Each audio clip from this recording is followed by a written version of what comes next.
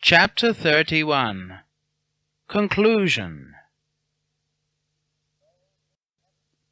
Lord of the heavens and the earth, and all that is between them, the Beneficent, with whom none can converse, on the day when the angels and the spirits stand arrayed, they speak not, saving him who the Beneficent allows and who speaks right.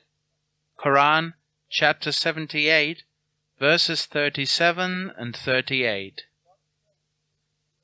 God shows in these words that the angels are from among His greatest creations. They stand second to Him and are His messengers of revelation sent to His prophets. He has honored them by letting them reveal the astounding knowledge in two ways, spiritually and phenomenally. He reveals it spiritually by letting prophets bring such knowledge in heavenly books, and thereby guide others to the faith and honorable manners and characteristics of the servants of God. He reveals it phenomenally by inspiring the hearts of humankind to investigate and discover the visible world and accumulate empirical data. Hence, they achieve the most sophisticated technology that can possibly be reached by them in any given century. This opens another window into understanding the role of angels among human beings. Scientists are actually using the energies that radiate from the angels on this earth to build up technological knowledge. By use of angelic energy, they achieve a more perfect mode of living, educating, helping, and healing those in need. Spiritual people use the angelic power as a path of discovery for different purposes. They use this power in the knowledge that it is a special grant from God. He gives them a sacred and noble trust that has the potential to govern countless bodies other than their own. This ability is defined as the angelic power in them. These spiritual people are known in Islamic spirituality as Abdal, changed ones. They can move from one place to another in the blink of an eye. They can live at one and the same time in the first and the second place. They can live in many other places as well, and yet maintain the same appearance as their original self. This is called ubiquity. Famous Abdal in Sufi history are Al-Junayd, Abdul Qadir Jilani, Jalaluddin Rumi, Muhyiddin ibn al-Arabi, and Mansur al-Hallaj. Sufi scholar saints such as these, also known as knower saints or gnostics, Arif, plural Arifun, have confirmed that there is another world between that of human bodies on earth and that of angels, and have called this world the imaginal world. This imaginal world is more subtle than the earthly world and yet denser than the angelic world. This characteristic of the imaginal world allows the Abdal to travel within that dimension in the way that we have mentioned. The method used by these spiritual people can be described as a self-riddance of the trappings of gravity. Everything yearns for its origin, and the body yearns for earth, which is pulled by gravity. The spirit, however, yearns for the heavenly realms which pull upwards. These Abdal were capable of balancing the opposite elements, earth and heaven, or upward and downward, within themselves in such a way that the element earth, which once dominated over the other, is now dominated by the other and follows it. The intellect dominates the consciousness to the extent that some have said that the conscience is in the prison of the mind.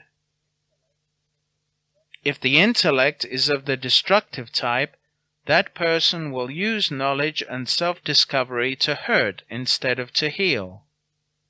Laser beams can be used for destruction as well as healing, but they are the same rays in either case. If that intellect does not balance properly between right and wrong, then it will be using the knowledge it acquires in an inappropriate way. If, however, the conscience dominates and plays a greater role, it will at one point dominate over the mind and ensure that it is controlled by the yearning to do good.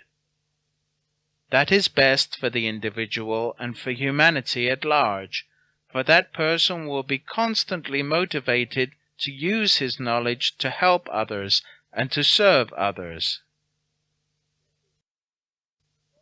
This is the case in the body that imprisons the spirit. The person who can balance the two poles within will be qualified as a wise one.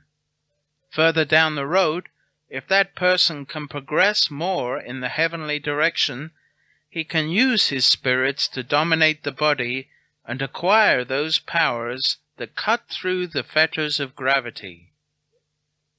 This enables him to use the spirits to move the mass of the body, not only his own, but those of others as well. Such a spirit, when it connects with its angelic power, will become a form of energy and light. These entities can move mass at higher speeds than the mind can conceive. This is how these pious people known as saints or Abdul are known to appear at any critical time in any place they like. Thus, they help people and teach them. The ubiquitous appearance of one person in many places is like reflected images of the same body through the mirror of an angelic power. This mirror produces thousands upon thousands of pictures at the same time, except that those pictures are every bit as real as the original which is being reflected. God will create an angel called the uttering angel, al-Natiq, out of his own remembrance, dhikr, of himself, for every one of these types of realized people. That angel is instructed to inhabit the heart of a pious servant of God. His duty is to continuously inform that servant of his duties and obligations in each 24-hour cycle, besides the known duties of worship. This link of information establishes a further possibility for the saint of reaching other human beings through the powers of his heart. Furthermore, God will enable him to hear the minutest cell in his body. The angel speaks to him and explains why God created it, what physical purpose it serves in the body, what can poison it, and what can heal it. Moreover, it will inform him how to heal himself from any disorder of his body and enable him to heal others through his acquired angelic energy. The saint's angelic powers thus enables him to converse freely with every cell in his body as if he was speaking to another person sitting in the same room. This ability will open for him the understanding that the human body to which is joined an angelic power is greater and even less fathomable than this entire universe. Indeed, each cell is a world unto itself.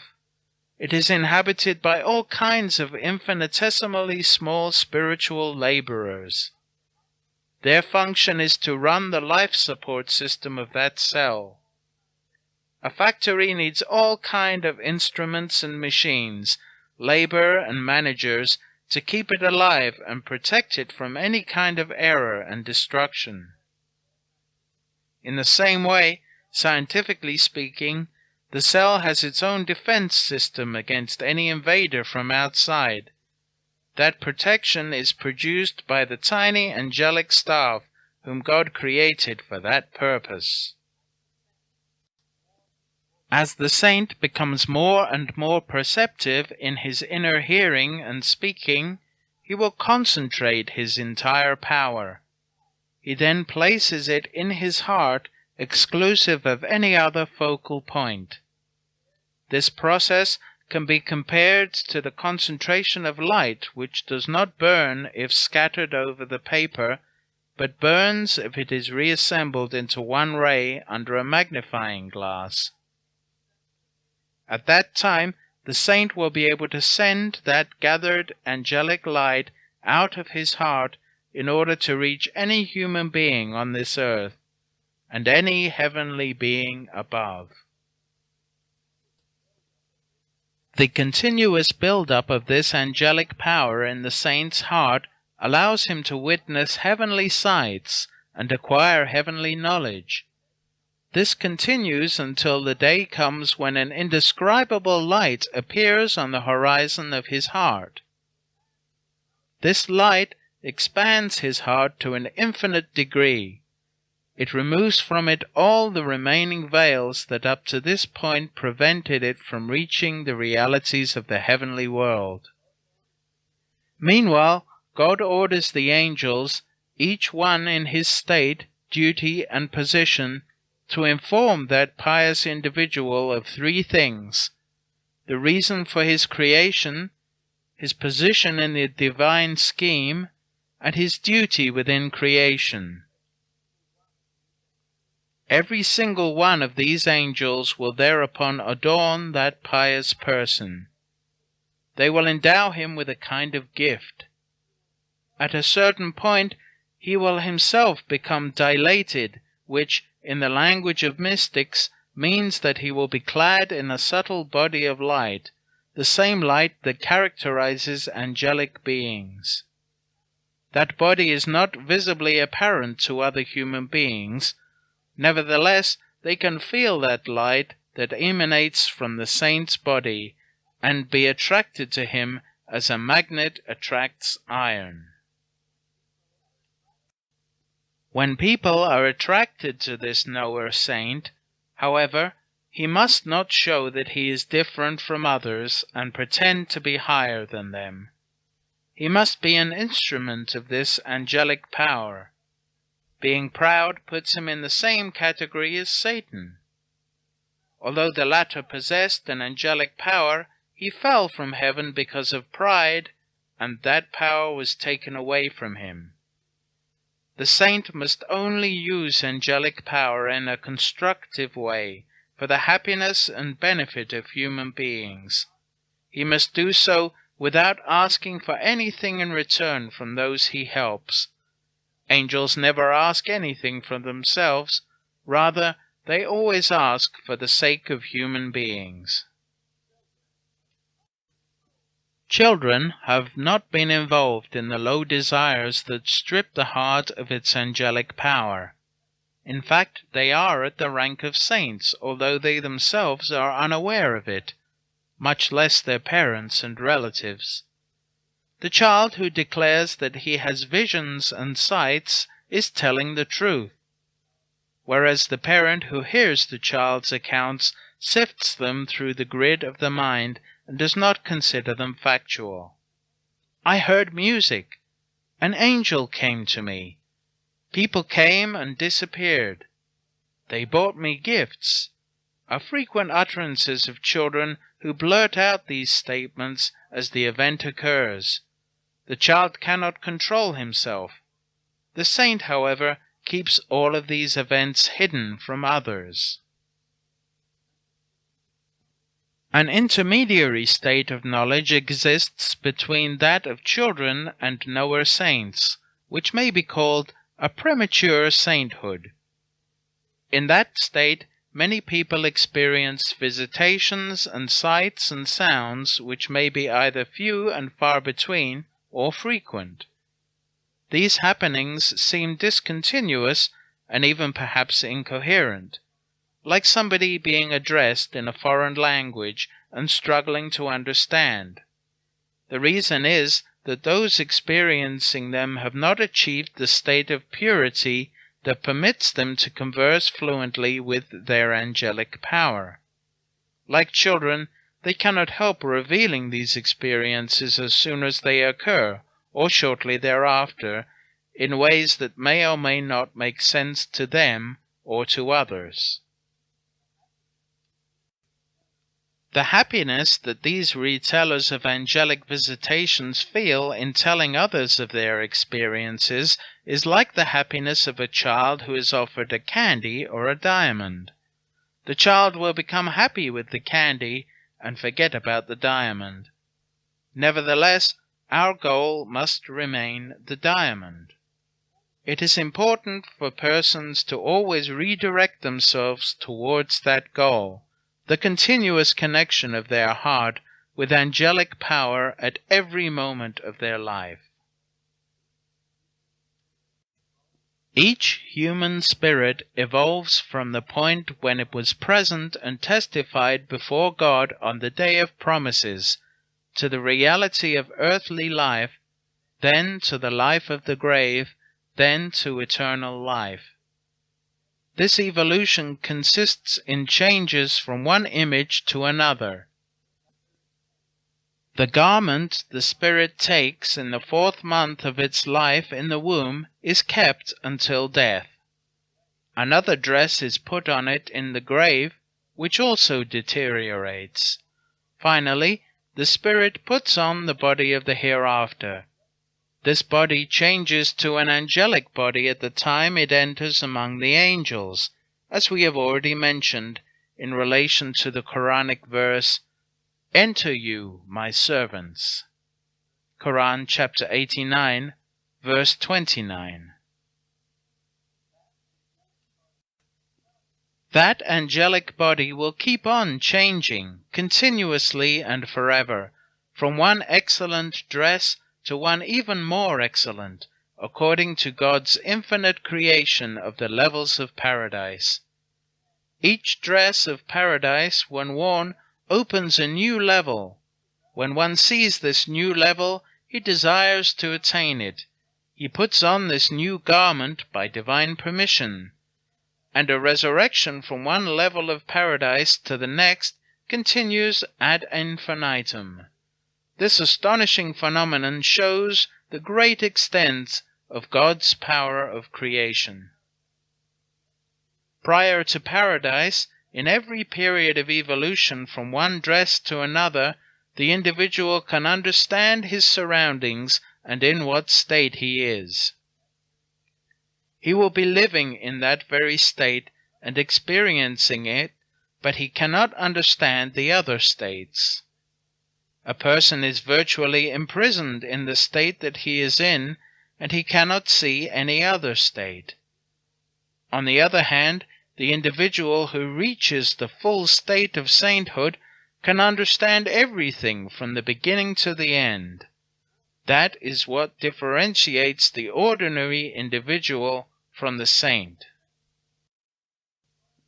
A saint has already acquired the subtle body of light which enables him to see the past, present, and future in one brief moment.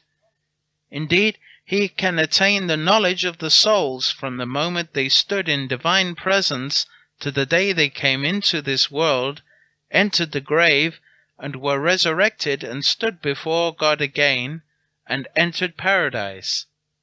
This reality is expressed in the following prophetic tradition, in which one of the companions of the Prophet was asked by the latter to give those present a glimpse of his angelic vision. Harith ibn Laman said, "Once I went to the Prophet, and he asked me in what state I spent the day. I replied, 'As a true believer.' Then the Prophet asked me the state of my faith.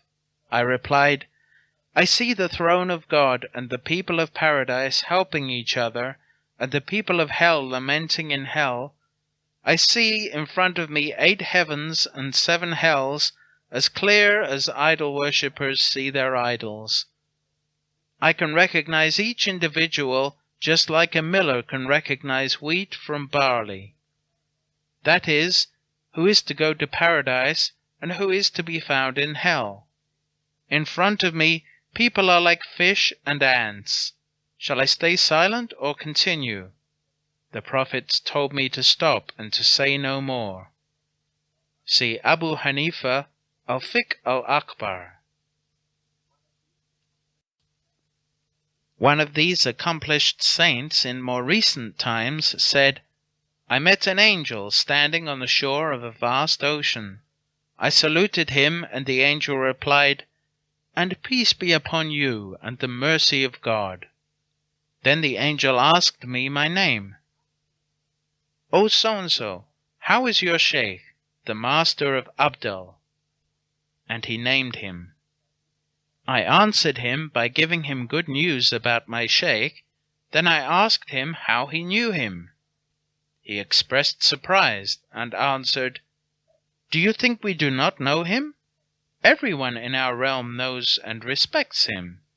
When God elevated him to his rank, he informed everyone in his creation, all the angels and every single creation on earth, that this person had reached the station of, I love him, and I want everyone to love him also. Therefore, every stone, tree, animal, angel, and jinn love him. I said, There are some people on earth who want to kill him because they are jealous of his angelic knowledge and power. The angel said, It is impossible that anyone can kill the one whom God loves and has raised to an angelic power. The angel continued, Your master can hear and see the image of every created object in this universe. In this universe there is nothing but these created reflections. They represent angels, human beings, and every element, living and non-living, and all of them are praising their Lord. All creation, except human beings who did not reach the state of angelic vision, are given a knowledge that enables them to hear each other's praising and hymning in whatever orbit of space or existence they move. Everyone praises his Lord with his own attributes and in the words of his own language. God gives everyone the understanding of the other's language, but not the permission to use it. He has to use his own language. I interrupted the angel. Even the inanimate elements can understand the praisings of others? Yes, even they can understand. A stone is inanimate to human eyes, but it is a living, praising creation. Haven't you heard of those who heard the stones praising God in the presence of the prophet and his companion saints? He continued, We angels have been created out of divine light, and we have been greatly honored. Yet we both admire and pity you human beings, because you have been created in God's image. Haven't you heard the saying of the prophet, God created Adam after his likeness? We understand this to mean that human beings have been elevated to a rank where he honored them by allowing them to reflect his image. This honor has raised human beings to a very high level. That is why God said in the Holy Quran, Verily we have honored human beings, and we have carried them over the earth and over the sea. Quran, chapter 17, verse 70. These two bodies, earth and the ocean, here represent the external knowledge and the internal. The angel continued, Such honoring of human beings is chiefly represented by their face, and the head is the true center of the human being. You cannot say that the likeness of God exists in this or that limb of the body, as they are all the same from one person to another. But every person has a unique face, and therein lies God's likeness. That is why the prophet scolded the man who struck another on the face, and forbade the striking of the face of human beings, even in battle. When God wants to manifest himself, he looks at his creation. His first attention goes to human beings because they resemble him. Those who resemble him the most among human beings are the saints. Hence the prophets said of them, "They remind you of God." We angels may speak to prophets alone, except for saints. We also pity you because human beings are unwilling to open themselves to attract the angelic power by which they reach the state of heavenly knowledge that is their inheritance. That makes us appear in your human form in varying shapes and degrees of light, in different places and to different ages of human life, to remind you that you have been honored with an angelic power and a divine likeness. Keep the likeness. Use the angelic power. It will elevate you to that luminous station without which God said, "Verily, for those whom God did not appoint light, they will never inherit light." Quran chapter 24, verse 40. And he said, "Light upon light."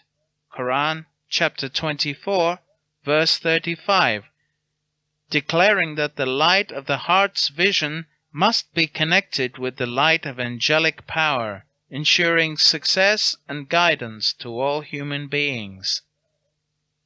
That light will then appear over the entire human realm like a rising sun and a rising moon over all of creation, without ever setting.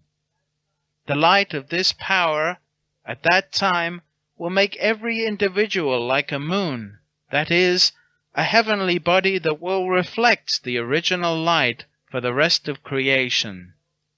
By this light, this world will be preserved. The love of nature will rule the earth, and everyone will live in peace and love, swimming in the ocean of angelic beauty and harmony. The saint then ended by saying, "The angel spoke thus. Then he gave the angelic greeting of peace and left." The end.